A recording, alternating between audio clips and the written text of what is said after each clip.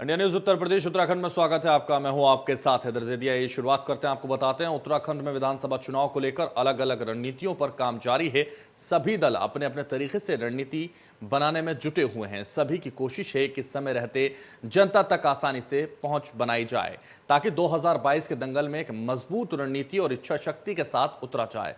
वैसे तो उत्तराखंड में तमाम ऐसे कई मुद्दे हैं जिसको लेकर पक्ष और विपक्ष में तकरार जारी है, लेकिन देवस्थानम बोर्ड उत्तराखंड में एक ऐसा मुद्दा था जिस पर सरकार और साधु संतों के बीच ठन गई थी। जनवरी 2020 में तत्कालीन मुख्यमंत्री हरीश रावत कहते हुए देवस्थानम बोर्ड का गठन किया गया था। इससे चारों धाम को और विकसित करने में सहूलियत होगी, लेकिन इससे पुरोहित समाज नाराज हो गए और कहा तो यहां तक जाता था कि साधु संतों की नाराजगी के कारण ही त्रिवेंद्र रावत को अपनी कुर्सी गंवानी पड़ी थी। लेकिन तीर्थ पुरोहितों की मांगों को मानते हुए अब धामी सरकार ने देवस्थानम बोर्ड को भंग करने का फैसला ले लिया है। लेकिन इन सब के बीच कई सवाल खड़े हो रहे हैं। सवाल यह है कि आखिर धामी ने त्रिवेंद्र रावत को फैसले को क्यों बदला है? क्या सरकार ने विधानसभा चुनाव को देखते हुए यह फैसला लिया है या फिर कोई और कारण है? आज बहस में इससे ही समझने की कोशिश करेंगे।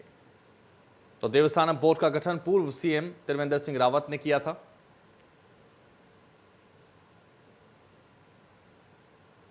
देवस्थानम बोर्ड भंग होने के बाद अब प्रदेश में सियासत भी शुरू हो चुकी है, जहां एक और सीएम पुष्कर सिंह धामी इस साधु संतों के पक्ष में लिया गया फैसला बता रहे हैं, तो वहीं हरीश रावत सरकार पर तंज कस रहे हैं। देखिए, पिछले दिनों देवस्थानम बोर्ड को लेकर लगातार विभिन्न प्रकार के तीर्थ पुरोहितों ने, हक हकूकधारियों ने और जो पंडा समाज के लोग हैं, तीर्थ पुरोहित समाज के लोग हैं, विभिन्न प्रकार के जो हमारे जनप्रतिनिधि हैं, हमने सभी से बात करी है। सभी के सुझाव आए हैं, सभी के विचार आए हैं। और इसके साथ साथ मनोहर कांत ध्यानी जी ने जो हमने उनके स्तर पर एक उच्च स्तरीय समिति बनाई थी, उस कमेटी ने भी अपनी रिपोर्ट हमको दे दी है। हमने सारे विचारों पर, सारे पहलुओं पर सारा विचार करते हुए हमारी सरकार ने निर्णय लिया है कि हम इस अधिनियम को वापस ले रहे हैं। तो इसका मतलब ये है कि सरकार में आज भी इस बात को लेकर के गंभीर मतभेद है। हम पहले ही कह रहे थे कि भाजपा सरकार में और भाजपा पार्टी में उत्तराखंड में जूतों में दाल बट रही है, लेकिन भाजपा जो है कांग्रेस के अंदर कहीं पर भी जरा सा थोड़ी बात भी होती है, उसको लेकर के जिस तरीके से चीज़ों को उछालती है, आज भाजपा सबके सामने नंगी हो गई है।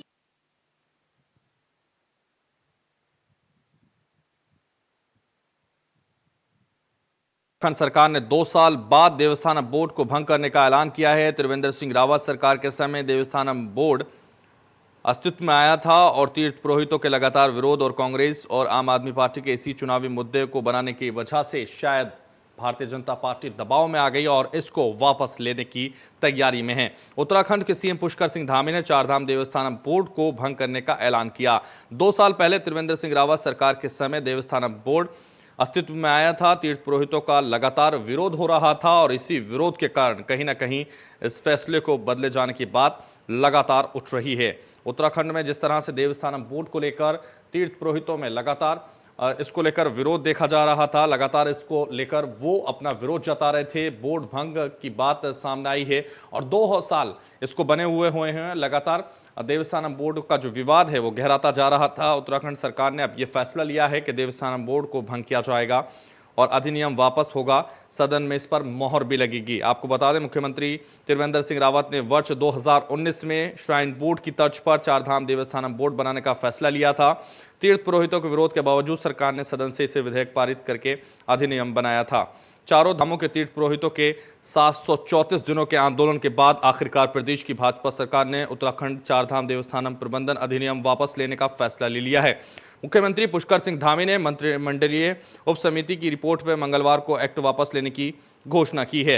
अब प्रदेश सरकार विधेयक को निरस्त करने के लिए विधानसभा सत्र के दौरान सदन में वापसी का विधेयक लाएगी। इस तरह भाजपा सरकार में त्रिवेंद्र सिंह रावत के कार्यकाल का एक और फैसला अब पलटा गया है। तो क्या जिस तरह से वो फैसला लिया गया था ठीक नहीं था या जल्दबाजी में लिया गया था, इस पर आज हम चर्चा करेंगे।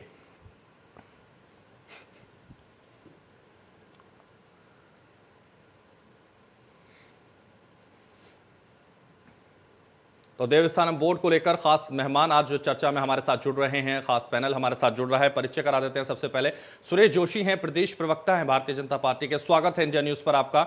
मथुरा दत्त हमारे साथ फिलहाल नहीं जुड़े हैं, लेकिन हम आपको बता दें राजेश सेमवाल पुरोहित हैं बद्रीनाथ से, वो भी हमारे साथ जुड़ गए हैं। स्वागत है इंडिया न्यूज पर।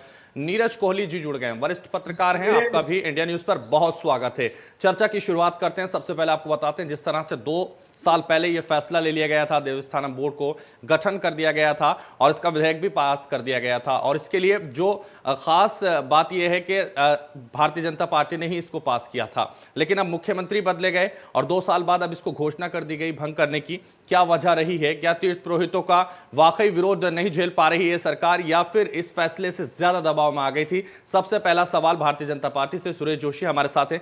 सुरेश जोशी, क्या वजह रही? आखिर क्यों बनाया गया था और क्यों भंग किया गया? देखिए, बनाने के पीछे जब 2019 में देवस्थानम बोर्ड बनाया गया था, उसके पीछे की मंशा ये थी कि भाई चारों धाम जो हमारे हैं और इस प्रदेश के अंदर और भी जो इस तरह से बड़े मंदिर हैं, मठ हैं, उन सभी की व्यवस्थाएं सुव्यवस्थित हों और जो देश और विदेश से करोड़ों की संख्या में श्रद्धालु उत्तराखंड आते हैं, हिंदुत्व और सनातन धर्म को मानने वाले लोग, उनको अधिक सुविधाएं मिलें और उनको किसी तरह की कोई दिक्कत ना हो, और उसके लिए नियम कानून कायदे बना करके बोर्ड को बनाया गया था। लेकिन उस पे उसी समय से एक प्रश्न ये खड़ा हो गया कि जो अपना वहां पर तीर्थ पुरोहित हैं, पंडा समाज के लोग हैं, जो इस परंपरा का निर्वहन, इस संस्कृति का निर्वहन हजारों वर्षों से आदि शंकराचार्य की स्थापित पीठों में कर रहे थे, तो उनको कहीं न कहीं ये लगा कि जो पूजा पद्धति है और जो उनके हक हकूक हैं, जिस परंपरा, जिस संस्कृति से वो उत्तराखंड के इन सारे मठ मंदिरों में पूजा करते हैं, वो इसके लिए ठीक नहीं है। ये नियम कायदे कानून जो सरकार ने बनाए हैं, उसकी सुरेश जोशी जी, यही हम समझना चाहते हैं, उनके हक हकूक कैसे खत्म हो जाएंगे, वो क्यों नहीं समझ पा रहे जब, या आप नहीं समझा पा रहे, आपकी सरकार नहीं समझा पा रही? नहीं, मैं वही आपको समझा रहा हूँ। आप मुझे टोक रहे हैं, लेकिन मैं उसको बहुत डिटेल समझा दूं। बेसिक क्या है, देखो, उस पे जो ये एक्ट बना, ये जो ये नियम अधिनियम बना, इसके दो भागों में इसको बांट सकते हो। एक भाग तो जो है कि जिस पे आज पूरा एक्ट वापस हो गया है, उसके पीछे का जो सबसे बड़ा कारण है, पंडा पुरोहित समाज को, उनको लगा कि भाई ये जो पूजा की पद्धति है, जो संस्कृति है हमारी, मैंने कहा जैसे कि ये सारी पीठें जो हमारी अधिकतर पीठ हैं वो आदिगुरु शंकराचार्य द्वारा स्थापित पीठें हैं, उसके जो नियम कायदे कानून हैं और वो पूजा पद्धति वहां पर करते थे और कर रहे थे, तो उनको लगा कि भाई जो नया नियम बनाया गया है, जो नए अधिकारियों के अंदर पंडा पुरोहित समाज को रखा गया है, जो पूजा पद्धति को बदलने का प्रयास किया गया है, उसका एक विरोध था। जो विरोध था वो इस बात का था। लेकिन जब से ये विरोध सामने आया, तब से लेकर के निरंतर भारतीय जनता पार्टी के लोग, भारतीय जनता पार्टी का नेतृत्व इस बात पर विचार कर रहा था। और ये बात निश्चित है कि अगर डेमोक्रेसी में कोई भी सरकार अगर जन भावनाओं के अनुरूप नहीं चलती है, जन भावनाओं की कदर नहीं करती है, तो मैं कह सकता हूं कि लोकतंत्र में वो व्यवस्था उचित भी नहीं है। अगर आज के दिन भारतीय जनता पार्टी के प्रदेश के अंदर सरकार है, उस सरकार ने जन भावनाओं का सम्मान करते हुए अपनी संस्कृति, अपनी परंपरा, अपने धर्म का जो पालन करते हुए इस विधेयक को वापस लिया है, ये स्वागत योग्य है। और इसमें मैं कहता हूं कि भाई जन भावनाओं की के साथ अगर ये मानते हैं आप जो त्रिवेंद्र सरकार ने जो फैसला लिया था वो गलत था? देखिए, पहली बात तो मैं ये बताऊं कि भाई जब विधेयक वापस हो गया, इसमें जय पराजय, गलत और सही का विषय नहीं है, इसमें विषय सबसे बड़ा ये है, लेकिन कोई गलती कहीं की है, उसको सुधारा गया है, तो कहीं ना कहीं गलती तो हुई है। 20 साल का सबसे सुधारात्मक कदम मानते थे त्रिवेंद्र सरकार इसको, और इसको कह रहे थे कि ये ऐसे श्राइन बोर्ड की तर्ज पर संजोया गया है जो 20 साल से मतलब हम संजोना चाहते थे। देखिए, पहली बात तो मैं आपको ये बताऊं, प्रजातंत्र के अंदर अगर जन भावनाओं की कद्र की जाती है, जन भावनाओं का सम्मान किया जाता है, तो उस पे अगर कहीं पर कोई गलती में सुधार भी किया जाए तो ये कोई बड़ी बात नहीं है। डेमोक्रेसी, कोई दबाव महसूस तो नहीं हो रहा सरकार, क्योंकि 2022 में जिस तरह से चुनाव है उसको लेकर तो कहीं ये फैसला नहीं पलटा गया। देखिए, मैं कल से, जिस समय से प्रदेश के मुख्यमंत्री जी आदरणीय धामी जी ने इस फैसले को वापस लिया है, मुझे लगता है कि 10वीं 11वीं बार मैं किसी चैनल में आपके साथ बैठ रहा हूँ, बहस कर रहा हूँ, लेकिन मैं आपको बहुत स्पष्ट तौर पे कहना चाहता हूँ कि ये कोई राजनीतिक मुद्दा नहीं है, कोई ठीक है। दबाव का मुद्दा नहीं है, ये जन भावनाओं से जुड़ा हुआ मुद्दा है। ठीक है। ये हिंदू संस्कृति, ठीक है सर, ठीक है। परंपरा, सनातन राजेश धर्म की सेमवाल भी हमारे परंपरा साथ का है। ठीक सम्मान है है। सुरेश जोशी जी, ठीक है। राजेश सेमवाल, आपके पास आना चाहूंगा और आपसे जानना चाहूंगा, जन भावनाओं को देखते हुए यह फैसला बदला गया है। लगातार जो पुरोहित विरोध कर रहे थे, आखिर उनकी समझ में नहीं आया, उनके हित में था ये कानून और उनके हित को लेकर ही ये बोर्ड बनाया गया था, श्राइन बोर्ड की तर्ज पर यह बनाया गया था। त्रिवेंद्र सरकार इसको सबसे बेहतरीन कदम मान रही थी, लेकिन आपकी समझ में नहीं आया था। क्या क्या था इसमें, वो थोड़ा सा हमारे दर्शकों को समझाइए।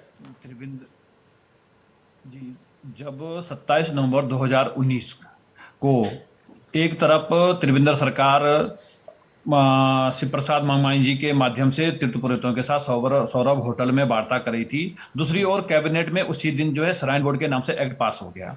हम लोग लगातार उस दिन से विरोध कर रहे थे और हमारी एक मांग थी कि एक बार आप तीर्थ पुरोहितों के साथ बैठकर चर्चा कर लें कि जो आपने कानून बनाया वो किस आधार पर बनाया, क्यों बनाया। लेकिन त्रिवेंद्र सिंह रावत जी की इतनी हठधर्मिता थी कि उन्होंने तो मिलने से, बात करने से साफ इनकार कर दिया।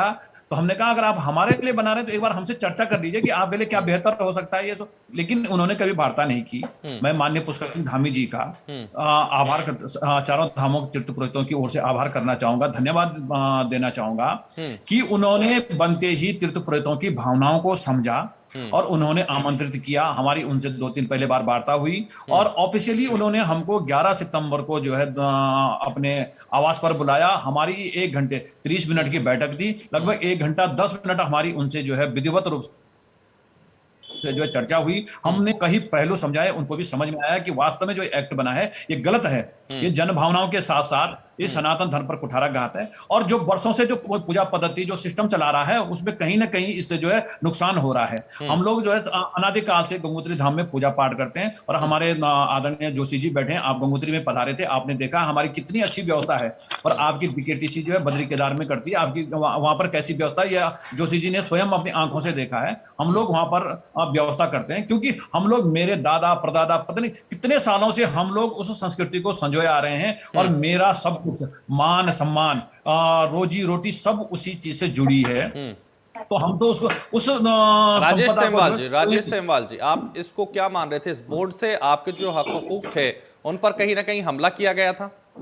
बिल्कुल हमला किया गया था, इसीलिए हम लोग इसका विरोध कर रहे थे। आप उसमें लिख दिया गया पुजारियों की नियुक्ति होगी, मैनेजमेंट आप खत्म कर रहे थे। आपने अभी देखा होगा क्या बद्रीनाथ में जो है ना बीडी सिंह जी ने जो है ना मंदिर को जो है 4 बजे जो मुहूर्त में ब्रह्म मुहूर्त में खुलता था 7 बजे कर दिया। और आपने देखा होगा जो वहां जो भगवान की डोली निकलती है उसके नीचे जो है पुलिसकर्मी और तमाम लोग जो है जूते पहन करके जो है ना बैठे हुए हैं। तो ये जो परंपराओं के साथ जो खिलाड़ हो रहा था, इसी वजह से हम लोग विरोध कर रहे थे कि जो झांका हकदारी है वो वहां की व्यवस्था पूर्ववत की भांति करता रहेगा। और माननीय पुष्कर सिंह धामी जी ने उस बात को समझा। और ऐसा नहीं है, जब त्रिवेंद्र सिंह रावत जी मुख्यमंत्री थे उनकी कैबिनेट में और तमाम भारतीय जनता पार्टी के तमाम नेताओं से हमारी बात हुई और सबका यह कहना था कि ये हठधर्मी है, ये किसी की सुनता नहीं है। तो उस समय भी सब लोग मान रहे थे गलत हुआ, साधु संतों ने, तमाम हक हकूकधारियों ने और जनता ने हमारा साथ दिया और जन भावनाओं को समझते हुए जो है माननीय पुष्कर सिंह धामी जी ने यह फैसला वापस लिया। अब ये राजनीतिक कारण होते हैं, कांग्रेस कुछ बोलेगी, दूसरे दल कुछ और बोलेंगे, इससे हमें कोई लेने देने। हम लोग तीर्थ पुरोहित हैं, हमारा काम धामों में जो यात्रियों को व्यवस्था देना, वहां की प्रबंध व्यवस्था करना, वहां के गंगा मैया की सेवा करना, पूजा पाठ करना हमारा काम है। हमारा राजनीति से कोई लेना देना नहीं। हम लोगों का विषय यह है कि हमें वहां की व्यवस्था अच्छी चाहिए। और जो अब जिस बात को जो है माननीय पुष्कर सिंह धामी जी ने समझा है और निश्चित तौर पर उन्होंने जो जन भावनाओं का जो आदर किया, बहुत सुंदर है और हम इसीलिए उनको जो है चारों धामों त्रिपुरा से बधाई देना चाहेंगे। ठीक है। नीरज कोहली, वरिष्ठ पत्रकार, लगातार हमारे साथ बने हुए हैं। नीरज जी, आप कैसे देख रहे हैं? क्योंकि जिस तरह से 2 साल पहले एक फैसला लिया गया और आप सुन भी रहे थे, राजेश सेमवाल सीधे कह रहे थे कि जो मुख्यमंत्री हैं उन्होंने हठधर्मिता के कारण वो फैसला लिया था, यानी बोर्ड बनाया था, लेकिन अब इस बोर्ड को पलट दिया गया है और भंग कर दिया गया है। इसको कैसे देख रहे हैं आप? देखिए, देर आए दुरुस्त आए। आपने एक फैसला लिया, ठीक फैसला लिया, लेकिन मुझे लगता है कि इस फैसले में भी काफी देर हो गई। देर इसलिए हो गई कि 2 साल पहले बोर्ड अस्तित्व में आया था, और बोर्ड के अस्तित्व में आने के बाद से ही जो पंडा समाज है, पुरोहित समाज है, लगातार भारी विरोध कर रहे थे। और धीरे धीरे जो है ये विरोध जो है आपने देखा कि ये आक्रोश में और आंदोलन में बदल गया चुनाव आते आते। लेकिन हमारे जो तत्कालीन मुख्यमंत्री हैं वो लगातार इस एक्ट को समझाते रहे, इस एक्ट के लाभ समझाते रहे, बताते रहे, लेकिन वो पंडा पुरोहितों को और पंडा समाज को ये समझा नहीं पाए कि इसमें क्या लाभ है, इनको क्या लाभ होने जा रहा है, या इसकी खूबियां क्या हैं। मतलब 2 साल इसमें बीत गए, और वो ये भी कहते रहे कि ये ऐतिहासिक एक्ट है, ये मतलब हमारे जो उत्तराखंड के जो हमारे मंदिर हैं उनके सुधारीकरण की दशा में जो है ये मील का पत्थर साबित होगा। आप तमाम चीजें कहते रहे, तमाम चीजें बताते रहे, इस तरह विरोध होता रहा, लेकिन आप उनको असफल रहे। और सबसे बड़ी बात यह है कि पुरोहितों के साथ साथ ये सरकार जो है अपनों से भी घिरी रही। आपने देखा कि एक्ट के बाद ही जो राज्यसभा सांसद और बीजेपी की नेता है सुब्रमण्यम स्वामी ने भी इस एक्ट को चुनौती दी, और उसके बाद धीरे धीरे साधु संत भी आपसे नाराज होते चले गए, कहीं ना कहीं संघ का भी दबाव आया। लेकिन सरकार जो है अपनी बात पर, अपनी जिद पर बिल्कुल अडिग रही फैसले पे। आप कमेटियां बनाते रहे, पता एक दो चीजें हैं, एक्ट रहेगा या नहीं रहेगा, सीधी सी बात है, इसमें कोई बीच का रास्ता है ही नहीं। जब आपने कानून बनाया था तब तो कोई कमेटी नहीं बनाई थी, तब आपने किसी से परामर्श नहीं किया, तब आपने किसी से सलाह नहीं ली, ना साधु संतों को आपने विश्वास में लिया। और सबसे बड़ी बात यह है कि त्रिवेंद्र सिंह रावत जी एक बात कहते थे कि वो बार बार उदाहरण देते थे, एग्जाम्पल देते थे श्री माता वैष्णो देवी श्राइन बोर्ड का। अरे भाई, उस बोर्ड का एक्ट और उस बोर्ड का ड्राफ्ट तो देख लो, वो तो ऐतिहासिक बोर्ड है। मेरे को लगता है कि धार्मिक मंदिरों का जो मतलब एक सबसे बड़ा कहेंगे कि विकास बिल्कुल उसी की तर्ज का दावा किया जाता था, उसी की तर्ज पर बनाया गया है देवस्थानम बोर्ड भी, लगातार ये कहा जाता था। नॉन पॉलिटिकल बोर्ड है जिसके गवर्नर अध्यक्ष हैं, राज्यपाल अध्यक्ष होते हैं, और वो सरकार के बिल्कुल पैरेलल राज्यपाल का सचिवालय उस बोर्ड को चलाता है, और आप बार बार उसका एग्जांपल देते थे। और दूसरी बात ये कि वहां कोई मंदिर समिति नहीं बनी हुई थी। हमारे यहाँ तो श्री बद्रीनाथ केदारनाथ मंदिर समिति पहले से अस्तित्व में है, वो सारा मंदिरों को देख रेख करती है। अगर आपको कोई जरूरत भी पड़ती है मंदिरों के उत्थान के लिए, यात्रियों की सुविधा के दृष्टिगत, तो आप उस एक्ट में सुधार कर सकते हो, एक्ट को सशक्त बना सकते हो। तो आप लोकतंत्र में रह के आदमी अपनी जिद पे आप अडिग नहीं रह सकती सरकार। और आखिर क्या हुआ, आपने 2 साल के बाद उसको वापस ले लिया। तो ये जितना भी जो पॉलिटिकल डैमेज हुआ, आप ही को नुकसान हुआ, किसी को नुकसान नहीं हुआ।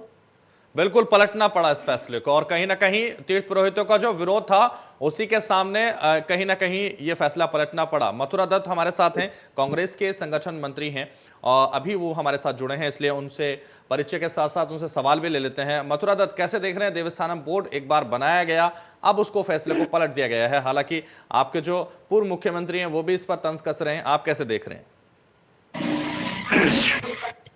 देखिए, दुर्भाग्य है इस प्रदेश का जो पार्टी धर्म के नाम पर राजनीति करती हो और धार्मिक भावनाओं के, उसने धार्मिक काम करने वाले जो लोग थे उनकी भावनाओं पर कुठाराघात करने का काम किया है।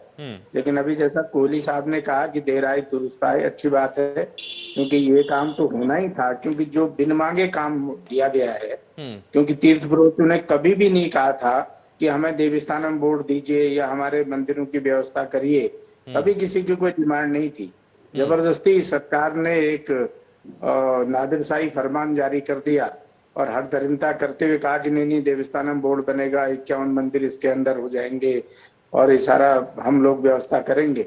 लेकिन ठीक है, अभी उन्होंने भंग किया है, कई कारण हो सकते हैं। 2 साल से लगातार उसका विरोध हो रहा था, सारे तीर्थ पुरोहित विरोध कर रहे थे। तीर्थ दलों का विरोध एक अलग विरोध होता है, लेकिन जो लोग उस काम से जुड़े हुए लोग थे, जिनकी रोजी रोटी का सवाल था, जिनके हक हकूक वहां से जुड़े हुए थे, वो लोग लगातार आंदोलनरत थे और सरकार से मांग कर रहे थे इसको भंग करिए और इस काम चलने वाला नहीं है, और ये हमारे हकों के खिलाफ है, हमारी भावनाओं के खिलाफ है।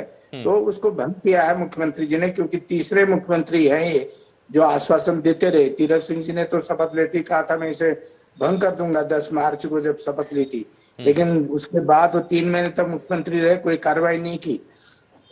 और जब से धामी जी बने हैं कई दौर की बातचीत हुई और इन्होंने एक हाई पावर कमेटी भी बनाई, हालांकि आवश्यकता नहीं थी हाई पावर कमेटी बनाने की, लेकिन बनाई क्योंकि राजनीति में कुछ न कुछ खोजना पड़ता है, बहाना निकालना पड़ता है कि कौन, क्योंकि एक बात है ना, कोई काम उन्होंने किया उसके बाद उसको कैसे वो डिनाई करते, वो सब अपने को सेव करने के लिए। ठीक है, आज उन्होंने भंग किया है, अच्छी बात है, ये तीर्थ पुरोहितों की जीत है, उनके अधिकारों की जीत है, उनकी भावनाओं की जीत है, मैं तो ये कहूंगा। लेकिन सरकार ने इस तरीके के फरमान उत्तराखंड में जारी नहीं करने चाहिए थे। और अपने आप को भारतीय जनता पार्टी तो धर्म की ठेकेदार बताती है, धार्मिक बात करती है, धर्म के नाम पर वोट मांगती है, लेकिन जिस तरीके का काम अगर उन्होंने किया तो उसका नुकसान, उसका खामियाजा भुगतना पड़ा। और सारे लोग आज भी आंदोलित हैं। आप देखा 3 दिन पहले उन्होंने विधानसभा का सचिवालय कूच भी किया था। और आज मथुरा दत्त जोशी जी, आपके पास जो मुद्दा था तीर्थ पुरोहितों का मुद्दा 2022 के नहीं, लिए नहीं, जो मुद्दा था वो खत्म हो हमारा गया। देखिए, मैंने कहा ना, राजनीतिक लोगों की लड़ाइयां एक अलग है,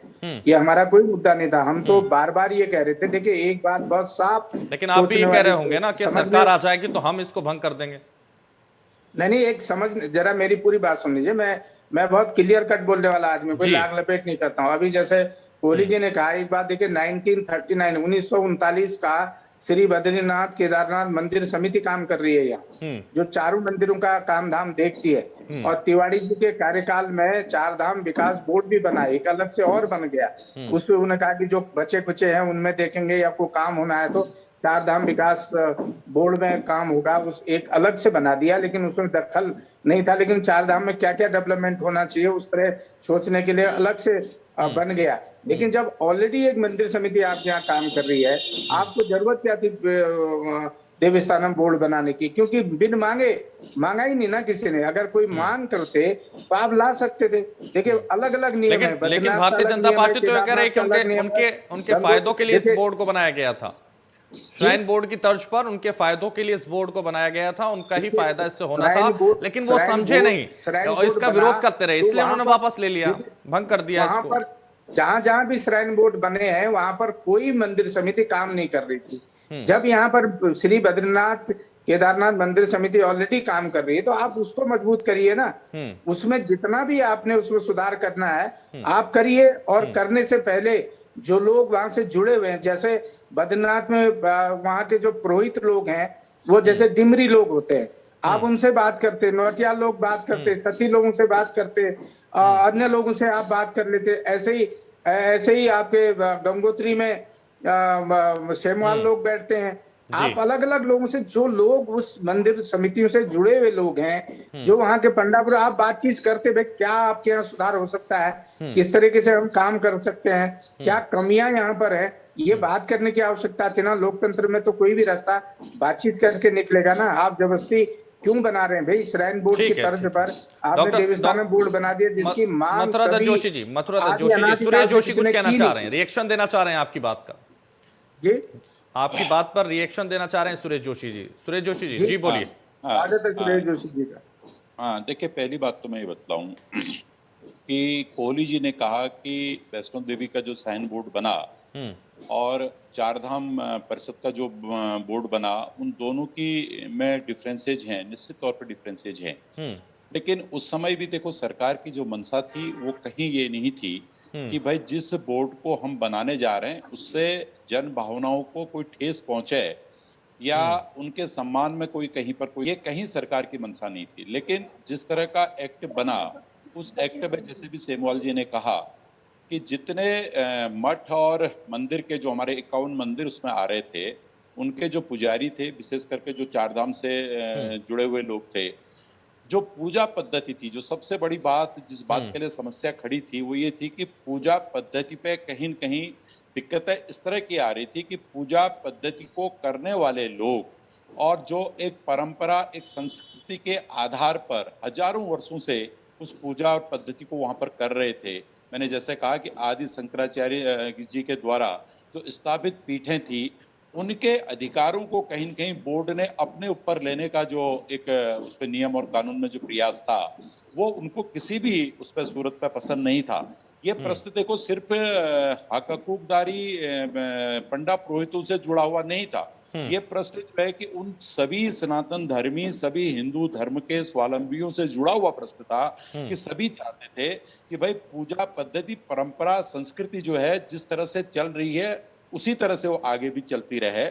तो उसका उस पर जो विचार विमर्श हुआ और उस विचार विमर्श के बाद जो निर्णय ये निकला कि भाई अगर हम डेमोक्रेसी में काम कर रहे हैं, अगर देश की जन भावनाएं ये चाहती हैं कि भाई जो वहां पर पूजा पद्धति पहले चलती थी वही पूजा पद्धति चले, तो उस पूजा पद्धति का सम्मान करते हुए इस सरकार ने जो है चार धाम का जो एक्ट था इसको वापस लिया है। और ये जैसे बार बार ये विषय आ रहा है कि भाई इसमें नुकसान और फायदा, देखिए ये मैं पहले भी कह चुका, मैं दोबारा उस बात को रिपीट कर रहा हूं। लेकिन सुरेश जोशी जी, चुनाव करीब हैं इसलिए बहुत देर हो गई। हमारे नीरज कोहली वरिष्ठ पत्रकार, उन्होंने भी ये बात कही, बहुत देर हो गई क्योंकि चुनाव करीब हैं, तो इसलिए मुद्दा तो बनाया जा रहा है ना इसको, क्योंकि साफ तौर पर ये देखा जा रहा है। पहले लगातार तीर्थ पुरोहित विरोध कर रहे थे, तब तो आपने जिक्र नहीं किया, तब तो आपने ध्यान नहीं दिया, लेकिन जैसे ही चुनाव करीब आ रहा है वैसे ही आपने वापस ले लिया या भंग कर दिया, तो कहीं ना कहीं सवाल तो उठेंगे ना सर। नहीं, सुनिए, जैसे आपने दोनों मेहमानों को पूरा समय दिया, हम भी मुझे समय दीजिए, मैं उसका भी उत्तर आपको देता हूं। लगातार जो वो बोल रहे थे उसमें इंटरप्ट में उनके बीच में भी कर रहा था सर, इसलिए मुझे ये जानना है कि चुनाव के करीब ही क्यों ये फैसला लिया गया। नहीं, मुझे समय दीजिए, मैं ये जी बिल्कुल। देखिए पहली बात तो मैं आपको ये बताना चाहता हूं कि समय का जो प्रश्न था, जिस समय ये बोर्ड बना 2019 में, जब ये बोर्ड बना, उस बोर्ड को बनने के बाद से ही इस पर विचार विमर्श शुरू हो गया था। लेकिन उस समय से लेकर के अभी तक की जो तात्कालिक परिस्थितियां बनी, राजनीतिक परिस्थितियां भी बनी, कोविड की परिस्थितियां भी बनी, कई ऐसी परिस्थितियां बनी कि जिस परिस्थितियों के कारण ये फैसला नहीं लिया जा सका। लेकिन अगर आज हम कहें कि 3 महीने के बाद चुनाव है, इसलिए ये औचित्यहीन है। इससे 3 महीने के चुनाव से इसका कोई लेना देना नहीं है। हम अगर जब चुनाव में जाएंगे तो हमारी सरकार की परफॉर्मेंस जाएगी चुनाव में, हमारा संगठनात्मक सिस्टम जाएगा चुनाव में, हमारे इतने बड़े नेता, जो दुनिया के सबसे बड़े नेता, जिनको आज दुनिया में भी रेटिंग जो है कि 70% की रेटिंग मिल रही, नरेंद्र मोदी जी, वो विषय चुनाव में जाएगा, उनके नेतृत्व में हम चुनाव लड़ने जा रहे हैं। इसलिए जो है कि ये चुनाव का कोई इश्यू नहीं है, ये इश्यू सिर्फ ये है कि जन भावनाओं की डेमोक्रेसी में कद्र करनी चाहिए। ये सरकार ने स्पष्ट तौर पर दिखाया, हम कहते नहीं है, हम करते भी हैं। अगर जो है कि जन भावनाएं चाहती थी कि ये साइन बोर्ड भंग होना चाहिए, भंग कर दिया। ठीक है, हमारे राजनीति दूर दूर तक नहीं है। ठीक है सुरेश जोशी जी, हमारे साथ डॉक्टर प्रवीण कुमार भी हैं, ब्यूरो चीफ हैं, उनसे भी जान लेते हैं वो देवस्थानम बोर्ड के इस फैसले को कैसे देख रहे हैं। डॉक्टर प्रवीण, जिस तरह से देवस्थानम बोर्ड का फैसला अब जो आया है सामने, वो भंग कर दिया गया है, इसको लेकर लगातार चुनावी मुद्दों को लेकर ये सवाल उठ रहे हैं कि आखिर इतनी देर में ये फैसला क्यों लिया गया। विरोध लगातार तीर्थ पुरोहितों का होता रहा है, इसको लेकर शुरुआती दौर से ही 2 साल से इसका विरोध चल रहा था, त्रिवेंद्र सरकार से ही शुरू हो गया था। तो अब ऐसे में ये फैसला भंग कर दिया गया है और इसमें अब जो है इसको वापस ले लिया गया एक तौर से, तो कैसे देख रहे हैं आप इसको? देखिए, सबसे पहले तो इस बोर्ड के गठन और इसके भंग होने तक की कहानी को समझना होगा जी। इस बोर्ड को, इस जो चारधाम यात्रा को लेकर जो पहले बातें हुई और अचानक उस वक्त में था जो विधानसभा सत्र में इस जो है देवस्थानम बोर्ड के मामले को लाया गया था, अचानक से इसका प्रस्ताव लाया गया वहां पर और इसका भारी विरोध हुआ था, कांग्रेस के द्वारा भी विरोध हुआ था और पार्टी के अंदर जो बीजेपी के अंदर भी कुछ सदस्य ये थे जो चाहते थे कि पहले बातचीत हो, उसके बाद इस पर कदम आगे बढ़ाया जाए। लेकिन इसमें जो शुरुआती कमी ये रही कि जो हकूकधारी हैं, पंडा पुरोहित हैं, वहां पर बातचीत नहीं की गई। चारों धाम के और जो बाकी मंदिर समाज के जो लोग हैं, पुरोहित समाज के लोग हैं, उससे बातचीत की जाती, फ्लोर मैनेजमेंट किया जाता, सबसे बातचीत करके एक अच्छे माहौल में अगर इस बोर्ड के प्रस्ताव को लाया जाता और सदन में रखा जाता विधेयक रूप में, तो बेहतर होता। और सदन को भी जो तमाम जो सदस्य हैं उनको भी उनसे भी बातचीत की जाती तो बेहतर होता, उनको भी विश्वास में लिया जाता। अब उसके बाद क्या हुआ कि कहीं ना कहीं एक मैसेज देने की कोशिश की गई कांग्रेस के द्वारा, विपक्ष के द्वारा, और जो पूरी तरह से इसको समझना इसलिए भी जरूरी है क्योंकि सिर्फ मसला ये चार धाम तक नहीं है, मसला इसके पीछे जो राजस्व आता है, जो पैसे आते हैं वहां पर, उसको कौन मैनेज करेगा। बात यहाँ पर आके खत्म होती है और यहीं से शुरू भी होती है। तो इसको लेकर कहीं ना कहीं विरोध था और पंडा तीर्थ पुरोहित समाज को लगता था कि उनके हक हकूक पर डाका डाला गया, उन पर कहीं ना कहीं उनके हक हकूक को छीनने की कोशिश की जा रही। सरकार के लोग समझाने में विफल हो रहे थे और कहीं ना कहीं आईएएस जो थे, अधिकारी शासन, वहां भी कहीं ना उनके आसपास जो है बिठाया जा रहा है। दूसरी बात, बस लेने पर मजबूर हुई। बातचीत तो पहले से चल रही थी, तीर्थ पुरोहित लगातार विरोध कर रहे थे। पिछले दिनों जब केदारनाथ आए थे प्रधानमंत्री नरेंद्र मोदी जी, तब वहां पर जिस तरह से विरोध हुआ, वहां की तैयारी को परखने के लिए यहाँ के जो प्रदेश अध्यक्ष बीजेपी के मदन कौशिक गए थे, धन सिंह रावत जो कि उस शिक्षा मंत्री हैं वो वहां पर गए थे। अब जो उस वक्त जब ये इस बोर्ड को लाया गया तो तत्कालीन मुख्यमंत्री उस समय के थे, उस वक्त के जो मुख्यमंत्री जो त्रिवेंद्र सिंह रावत थे वो गए थे, उनका भारी विरोध हुआ था और त्रिवेंद्र सिंह रावत को पूजा भी नहीं करने दिया गया था और धक्का मुक्की भी की गई थी। तो सरकार को लग गया था कि एक मैसेज जा रहा है जनता के बीच में, गलत मैसेज जा रहा है और उस पर कुछ ना कुछ करना होगा। उसके बाद जो है तमाम चीजें सामने आई और सरकार अंतिम कल जो है वो पुष्कर सिंह धामी ने इसको वापस ले लिया और मैसेज देने की कोशिश की कि जिसका भी विरोध होता है, जिस भी चाहे वो कोई भी काम हो सरकार के द्वारा किए गए, उसका हम वापस लेने के लिए हम तैयार है। तो सरकार कहीं ना कहीं मैसेज देने की कोशिश की है। विपक्ष के हाथ से एक बड़ा जो मुद्दा है वो फिसला है और कहीं ना कहीं आप कह सकते हैं सरकार ने डैमेज कंट्रोल करने की कोशिश की है। बिल्कुल, डैमेज कंट्रोल करने की यहाँ कोशिश की गई है। सेमवाल हमारे साथ हैं, राजेश सेमवाल लगातार पुरोहितों की तरफ से हैं, बद्रीनाथ से हैं। राजेश सेमवाल जी, मैं आपसे जानना चाहूंगा, क्या जिस वक्त ये बोर्ड बना था उस वक्त आप चाहते थे कि पुरोहित इसमें सम्मिलित हों और इसमें उनसे पूछा जाए कि किस तरह से बनना चाहिए? क्या उस वक्त सरकार की ये कमी आप महसूस कर रहे थे, उसी का विरोध लगातार हो रहा था?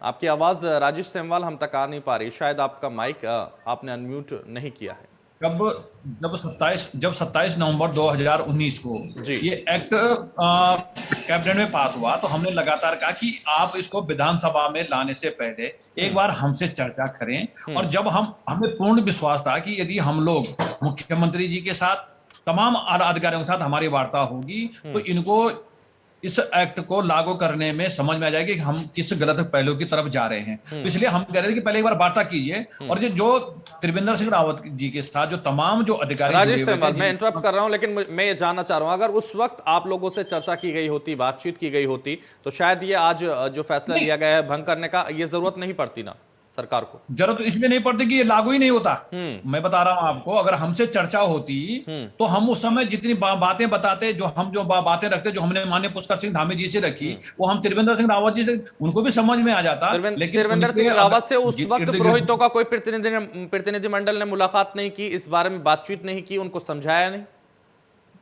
उनको कहां से, उन्होंने तो मिलने का समय ही नहीं दिया। वो तो सत्ता के इतने मदमस्त थे, उन्होंने सत्ता में इतने मदमस्त थे कि उन्होंने तीर्थपुरोहित से वार्ता करना मुनासिब नहीं समझा और हमेशा झूठ बोलते रहे कि हमारे तीर्थपुरोहित से वार्ता हो गई, हमने ये कर दिया, वो कर दिया, और तमाम प्रकार से झूठ। आज उनकी हो गई कि अपने पार्टी में ही बेगाने बने हुए हैं, अपनी पार्टी में उनको फजियत झेलनी पड़ रही है। और आप केदारनाथ, इससे बड़ी दुर्गति क्या हो सकती है कि इस सूबे का मुखिया रहा हो और केदारनाथ में उनको जो है मंदिर में दर्शन नहीं करने दिया। और यही स्थिति उनके साथ जो है यमुनोत्री में भी आने वाली है, गंगोत्री में भी आने वाली है। तो अगर वो जी बिल्कुल बिल्कुल, तो कहीं ना कहीं जो दर्शन नहीं करने दिए गए वाकई वो दुर्भाग्यपूर्ण है। और इस तरह से अगर उन्हें चर्चा अगर वो उस वक्त कर लेते तो शायद ये फैसला आज भंग करने की जरूरत नहीं पड़ती और इसको लेकर कहीं ना कहीं जो सवाल उठ रहे थे वो सवाल भी नहीं उठते। मथुरा दत्त जी, लगातार जिस वक्त ये जब ये बना बोर्ड, उसको लेकर अगर उस वक्त चर्चा कर ली गई होती तो शायद आज इसकी जरूरत ही नहीं पड़ती, आप लोग भी शायद इसका विरोध नहीं कर रहे होते या आज आप इस पर तंज नहीं कर रहे होते। निश्चित रूप से सेमवाल जी की बात बिल्कुल सही है, क्योंकि सरकार ने जो ये अदूरदर्शी निर्णय लिया था, अविवेकपूर्ण निर्णय मैं कहूंगा, ये निर्णय लिया। अगर आप तीर्थ पुरोहितों को बिठा लेते, भाई 2 आदमी गंगोत्री से बुलाते, 2 यमुनोत्री से, 2 केदारनाथ से, 2 बद्रीनाथ से बुला लेते, 4-6 लोग, 10 लोग, 15 लोगों को बिठा के आप चर्चा कर लेते, भाई हम किस तरह का बोर्ड लाना चाह रहे हैं, ये दिक्कतें हम वहाँ पूजा पाठ में आ रही हैं और हम इसमें ये चीज तब्दीली करना चाहते हैं, सुधार करना चाहते हैं, जनहित में करना चाहते हैं, तो मैं समझता हूँ कोई दिक्कत नहीं होती, लोग अपनी अपनी बात करते। और एक सबसे बड़ी बात ये थी ना, जैसा सब लोगों ने कहा, जब आपके यहाँ श्री बद्रीनाथ केदारनाथ मंदिर समिति ऑलरेडी काम कर रही है और बरसों से कर रही है, किसी का उससे कोई विवाद नहीं है, कोई पंडा पुरोहितों का विवाद नहीं है, जिनके हक हकूक 4 धाम से जुड़े हुए हैं उनका कोई विरोध नहीं है, तो जरूरत आपको थी नहीं कि मथुरा दत्त जी, लेकिन जिस तरह से ये बोर्ड बना उसके बाद जो पंडा समाज है या तीर्थ पुरोहित हैं वो लगातार कहीं ना कहीं कांग्रेस के पक्ष में आ गए थे और वो साथ में विरोध कर रहे थे भारतीय जनता पार्टी का। लेकिन अब जब वो खुश हो गए हैं, भंग हो गया है ये बोर्ड, तो अब ऐसे में तो वो वोट वहीं चला जाएगा, आपको नहीं मिलेगा। नहीं नहीं नहीं नहीं, देखिए ये वोट की कोई राजनीति नहीं है। ये बातें मैं समझता हूँ कि करना भी मूर्खतापूर्ण बातें होंगी। ये वोट किसका है किसका नहीं है, देखिए वोट का राइट तो हमारे यहाँ गुप्त गुप्त है, वो किसको देंगे कहाँ देंगे नहीं देंगे, लेकिन अन्याय साधने के खिलाफ एज ए आवाज कांग्रेस उठानी चाहिए ना। कांग्रेस संगठन मंत्री तो साधने की तो कोशिश करते होंगे आप भी नहीं करते नहीं, होंगे क्यों ना। क्यों क्यों इस तरह की कोशिश करेंगे? देखिए एक सशक्त तो विपक्ष आप का काम कांग्रेस की है। तरफ प्रभावित नहीं करेंगे लोगों को, संगठन मंत्री नहीं हैं नहीं कांग्रेस के आप। नहीं नहीं नहीं नहीं नहीं नहीं नहीं नहीं नहीं, देखिए ये भावना ना हमारी कभी रही है, ना हमारी कभी रहेगी, ना हम ऐसा कोई उम्मीद करते आप हैं, ना सरकार हम नहीं बनाना चाहते। नहीं नहीं, सरकार बनाना न बनाने का सवाल नहीं है। देखिए ये डिबेट हम सरकार पे नहीं कर रहे हैं, बनाने न बनाने, हम चार धाम में कर रहे हैं, तो हमें लेकिन शायद देवस्थानम नहीं बोर्ड लेना का चाहिए। कहीं ना कहीं इसका राजनीतिकरण भी तो हो रहा है ना। इसका फायदा राजनीतिकरण इसका फायदा राजनीति के तौर पे भी तो देखा जा रहा है ना। अब लगातार ये सवाल उठ रहा है कि 2022 करीब है, इसलिए ये बोर्ड भंग कर दिया गया, इसमें फैसला देरी से आया, लगातार ये विशेषज्ञ कह रहे हैं। नहीं, वो तो सरकार की मजबूरी थी, उनको भंग करना था, उनको डर लग रहा था। मजबूरी क्या थी, वही तो जानना चाह रहे हैं ना सर, मजबूरी क्या थी? मजबूरी ये थी कि गलत निर्णय आपने लिया था और गलत समय तो पे गलत लिया था। निर्णय का फायदा आपको हो रहा था ना, अब नहीं होगा। नहीं, आज भी फायदा होगा हमको, जो फायदा होना अच्छा, यही तो मैं जानना चाह रहा हूँ ना सर, आज कैसे होगा वो बता दीजिए। जो फायदा होना था वो फायदा हो गया है, उस फायदे को ये भंग करे, कुछ करे, कहे कुछ भी कर ले, यही तो सर हम जानना चाह रहे हैं कि आपको जो फायदा हो रहा है वो बरकरार है या खत्म हो गया। लेकिन एक बात जरा पूरी सुन लीजिएगा जी जी, कि देखिए अन्याय के खिलाफ खड़ा होना विपक्ष का काम है, उनकी आवाज को उठाना विपक्ष का काम है। हमने तब भी सदन में हमारे सम्मानित विधायकों ने उस विधेयक का विरोध किया था, सड़क में भी विरोध किया था, और भविष्य में भी सरेके के अविवेकपूर्ण और अदूरदर्शी निर्णय जो होंगे उसका निश्चित रूप से विरोध किया जाएगा। कांग्रेस हर हमेशा पीड़ितों के पक्ष में रही है, उनके साथ खड़ी रही है, आगे भी रहेगी। ठीक है। और सरकार ने, देखिए सरकार एक निर्णय नहीं, अभी जैसा सेमवाल जी कह रहे थे, जो लोग सत्ता के मद में चूर होते हैं उनको कहीं न कहीं उसका खामियाजा भुगतना पड़ता है। लेकिन अब वो पुष्कर सिंह धामी से सेमवाल के जो राजेश सेमवाल के जो पुरोहित हैं वो सब लोग खुश हैं अब, क्योंकि सरकार ने जो फैसला भंग कर दिया उससे तो वो खुश हो गए हैं। तो लगातार जो आप कह रहे हैं कि उसका फायदा अब भी होगा, अब नहीं होगा सर। अच्छी बात है ना। अगर पुष्कर सिंह धामी जी इतने ही शुभचिंतक थे तो जैसे ही उन्होंने शपथ ली थी, दूसरे दिन पहली कैबिनेट में अगर भंग कर देते तो उसका और कुछ माइलेज मिलता ना उनको। आज तो ये कि चुनाव देरी करने से आपका लाभ हो गया ना। नहीं, तीर्थ पुरोहित सड़क पे हैं, आज दिख रहा था आंदोलन हो रहा है, लोग बाग नाराज हो रहे हैं, उन्होंने कहा ठीक है यार बवाल काटो, इस देवस्थानम बोर्ड को ही भंग कर दो, खत्म है लिपापोती करने की। आपने मैंने कहा ना, बनाने की आवश्यकता क्यों पड़ी? किसी भी सेमवाल जी बैठे हैं ना, बता देना, यमुनोत्री से लेकर अगर बद्रीनाथ तक के किसी तीर्थ पुरोहित ने, चाहे वो भाजपा का पक्षधर हो चाहे कांग्रेस का पक्षधर हो, उसने कभी कहा कि देवस्थानम बोर्ड यहाँ पे बनाओ? किसी ने नहीं कहा। ये तो सरकार की हर धर्मिता थी, जितनी पंथा इनका नादिरशाही फरमान था, अपनी मनमरी सत्ता के मद में चूर थे, 57 का बहुमत मिला है, जो मर्जी हम कर लेंगे। ठीक है, मैं सुरेश जोशी से आपका जवाब लूंगा, लेकिन उससे पहले नीरज कोहली से जान लेते हैं। नीरज कोहली जी, मुझे इजाजत दीजिएगा, मुझे थोड़ा सा एक दूसरे उसमें बैठना है। ठीक है, मैं इसलिए क्षमा चाहूंगा। ठीक है, मैं इजाजत है और बिल्कुल। नीरज कोहली जी, जिस तरह से लगातार अब कांग्रेस के प्रवक्ता भी ये कह रहे हैं हठधर्मिता थी, और ये राजेश सेमवाल जो पुरोहितों की तरफ से हमारे साथ इस वक्त चर्चा में है, वो भी लगातार ये कह रहे हैं कि कहीं ना कहीं जो त्रिवेंद्र रावत थे उनकी हठधर्मिता थी और वो पंडा समाज के लोगों से भी नहीं मिलना चाहते थे। तो इस पे सवाल उठते हैं, क्या वाकई हठधर्मिता की वजह से इस तरह का फैसला लिया गया था? देखिए, क्योंकि जो सारा घटनाक्रम सामने आया उसको देख के तो बिल्कुल लगता है जिस तरह से पुरोहित समाज नीरज कोहली जी, आवाज नहीं आ रही आपकी। नीरज कोहली जी, आपकी आवाज नहीं आ रही। चलिए, फाइनल कमेंट, अब मैं चर्चा में ज्यादा वक्त नहीं है, सुरेश जोशी से ही लूंगा। सुरेश जोशी जी, मैं आपके पास आना चाहूंगा। जिस तरह से लगातार ये कहा जा रहा है त्रिवेंद्र रावत ने जो हठधर्मिता की वजह से ये बोर्ड का गठन कर दिया था या बोर्ड का फैसला ले लिया था, वो कहीं ना कहीं उनकी हठधर्मिता थी या फिर वो अहंकार में थे, सत्ता के नशे में चूर थे, लगातार ये पुरोहितों की तरफ से भी कहा जा रहा है और विपक्ष भी कह रहा है। तो आप कैसे देख रहे हैं, क्योंकि लगातार ये कहा जा रहा है कि वो कहीं ना कहीं सत्ता के नशे में पूरी तरह से चूर थे, इसलिए ये फैसला ले लिया था और किसी से चर्चा भी नहीं की इसकी। देखिए 2019 में क्या हुआ और आज क्या हुआ, उसमें 2 साल के बीच का अगर हम अंतर देखेंगे, मैं देखो इसको हठधर्मिता भी नहीं कह सकता, मैं इसको अहंकार भी नहीं कह सकता।